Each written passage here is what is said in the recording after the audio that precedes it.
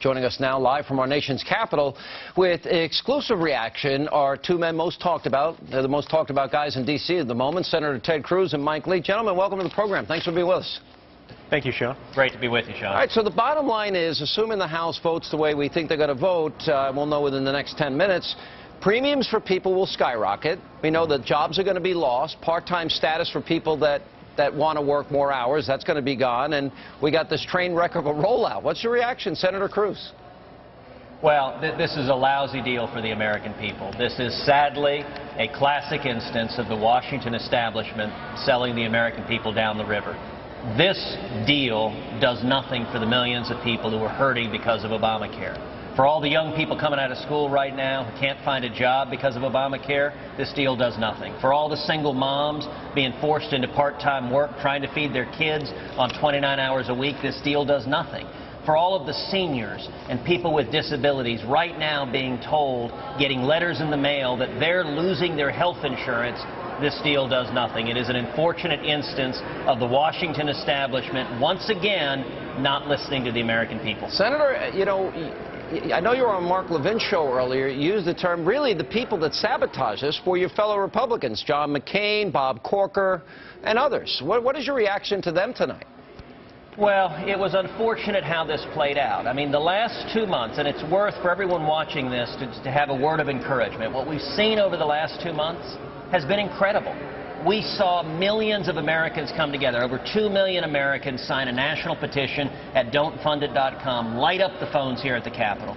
We saw the House of Representatives stand strong, listen to the people, and stand strong against Obamacare. And sadly, as you just noted, what we then saw was Senate Republicans not unite but be divided. If Senate Republicans had united and supported House Republicans, supported the American people, we could have had a very different outcome. But instead, Senate Republicans divided and, in fact, actively and aggressively attacked House Republicans, attacked the effort to defund Obamacare, and that's what led to the lousy deal we had tonight. You agree with that, Senator Lee? Yeah, it's a missed opportunity. I think if we had stayed united as a party, if we had stood behind the House Republican Conference, which fought quite nobly in order to keep vital aspects of the government funded, in order to keep veterans programs funded, and to keep our national parks open, I think we could have made more progress. So it was an important missed opportunity. But again, we've got to emphasize the fact that this is really just the end of the beginning. This is a fight that's going to continue. You know, when a publication like the Chicago Tribune, the president's hometown newspaper, has come out and said that, like us, they believe that we should have a one-year timeout on Obamacare, that this law is not ready to be implemented. You know something's wrong. And we're going to continue to see more data points like these telling us, telling the administration that the American people are not ready for this law because this law is harming people. So is it a fair assessment from both of you that if there's any winners and losers, the real losers are the American people tonight, because nothing in this Obamacare law is as it was sold to them, promised to them? There's no savings, it's more expensive, doctor choices are going to be limited, jobs are being lost. Is there a loser here, the American people? Yes, you know, overwhelming numbers, and it's tragic. You know, it's tragic whenever you hear about any of these stories. It's especially tragic to those people who have actually lost jobs or seen their health care premiums skyrocket, or people who have had their wages cut or their hours slashed. And we're going to see more and more of these come out in the coming months as we get closer and closer to this January 1st full implementation date. And this is a tragedy that we tried to avoid, a tragedy that I still hope we can find a way to avoid.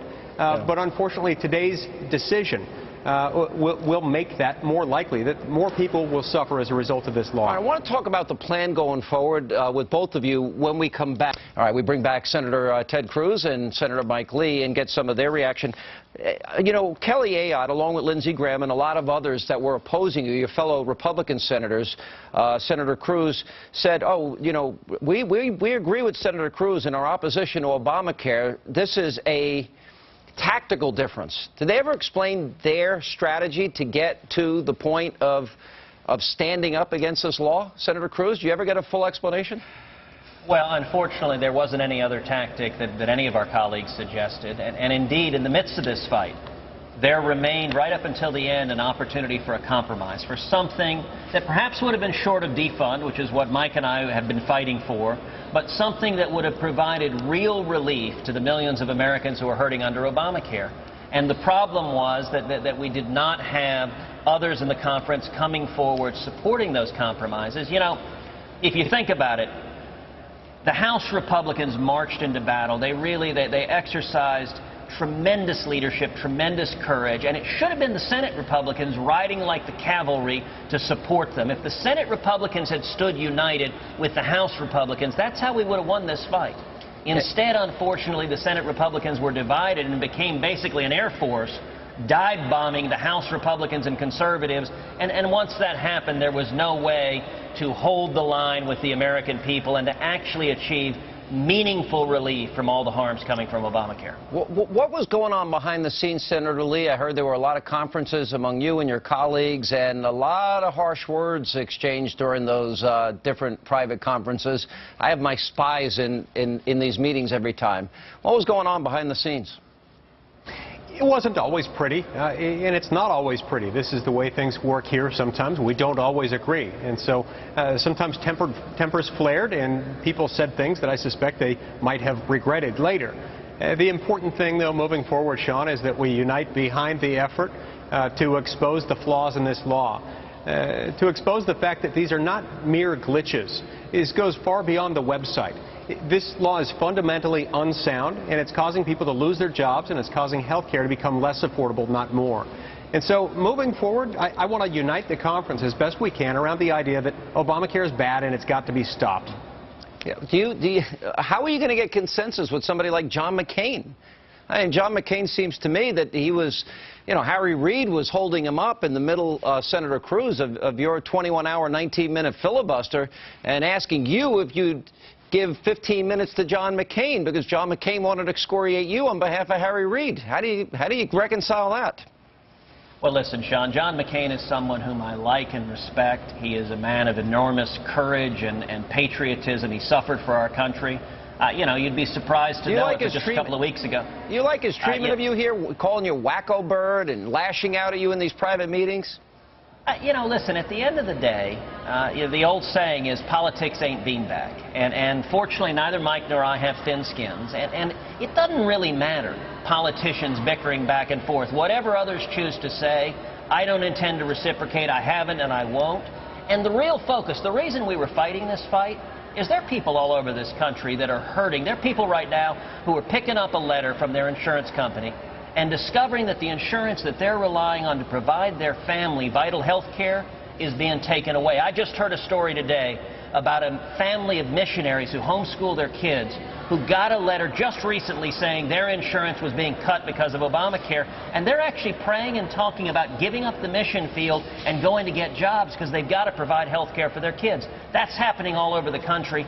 That's the reason we were fighting, and it's ultimately the reason we're going to win, because this thing isn't working, and the American people understand that. Well, I think the thing moving forward, and Senator Lee, I'll ask you this question, is that I suspect, and tell me if I'm wrong, that you and your colleague there, Ted Cruz, and Rand Paul, and Marco Rubio is going to join us later. He was in this fight with you guys. I suspect that you guys aren't going away, are you? No, we're not going away, and neither are the many millions of Americans who have joined this dialogue, who have made their voices heard by Washington, D.C. Not only are we not going anywhere, but they aren't either, and their numbers are growing, because more people are hurting as a result of this law every single day. And as they continue to call in and ask for help, we're going to continue to do everything we can to help them. And the way that we can help them is to stop this law, to stop its implementation and enforcement. It's the whole reason why we got involved in this fight a few months ago. When we saw what was happening with this law and we saw that the president wasn't going to follow it, the president himself isn't following the law, we're not going to fund it. And that's what we said then, and that's what we still think we should do. All right, well, we kick the can down the road, Senator. Where do we go from here? Senator Cruz? Well, you know, I think there is reason to take heart and to be encouraged. Look, this deal was a lousy deal, but if you look at what was accomplished a couple of months ago, the Washington establishment scoffed at the idea that the American people would rise up in overwhelming numbers. The Washington establishment scoffed at the idea that the House of Representatives would stand strong against Obamacare. And what we've seen in the last 2 months has been incredible. Millions of Americans standing up And we didn't win this battle because, look, no one should be surprised when you're taking on the Washington establishment. The establishment fights back, and this was going to be a multi-stage, extended battle. But we've also seen a model that I think is the model going forward to defeat Obamacare, to bring back jobs, economic growth, to abolish the IRS, to rein in out-of-control spending. And that model is empowering the American people. I remain inspired because the people all over this country who rose up and made D.C. listen, the House of Representatives listened, and I'm confident in time the United States Senate will as well. I think there's going to be a loud reaction to, I think there's going to be a close look at the votes that took place, especially on the Senate side on this. It seemed like Thursday of last week, Senator Lee, that you had, what, 13% of the American people think this country's on the right track. The president had his lowest approval number ever, 37%. And, of course, the polls on Obamacare, the American people didn't want it. Seems like you guys had a lot of momentum there until... What went wrong at that point? Well, at that point, again, we had a lot of Republicans who didn't like this effort and who, for whatever reason, didn't want us to succeed. And so they fought against it every time they got the chance. I think that's really unfortunate. I do think the fact that people have this much antipathy toward this law, the fact that the president's approval ratings are at an all-time low, signals something. It signals the fact that they understand the federal government's already too big and too expensive, and we shouldn't be allowing it to intrude into ever more personal aspects of our lives, like our health care. So I think this was a really big opportunity, and I think it's sad that we missed that opportunity. But we've got to look forward and find ways to take advantage of opportunities as they will come to us in the next few months as this law continues to be implemented and as it continues to harm people. We're going to do everything we can to protect the people. Senator Lee, Senator Cruz, good to see you both. Thank you both for being with us. I look forward to this fight continuing in 90 short days from now as we'll reboot and we'll see where it goes. Thank you both. That's the whole thing about this. We're kicking the can down the road.